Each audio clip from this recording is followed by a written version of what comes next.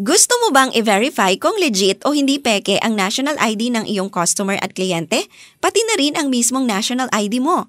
Madali lang yan. Sa browser ng cellphone o computer mo, i-type ang verify.philsys.gov.ph. Kung gusto mo lang i-check kung legit ang national ID mo, click mo itong Check National ID. Tapos sa input device, piliin mo ang camera na gagamitin mo. Mas maganda kung likod na camera ng cellphone mo ang gagamitin para malinaw.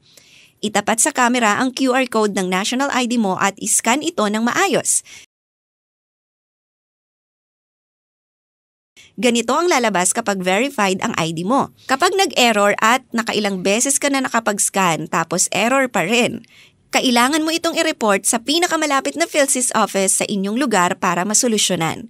Para naman sa mga relying party o mga ahensya ng gobyerno at establishments na gusto i-verify ang authenticity ng national ID ng mga kliyente o customer nila, itong relying party ang pipindutin. Kailangan gumawa ng account at i-provide ang mga impormasyon na hinihingi dito. Thank you for watching!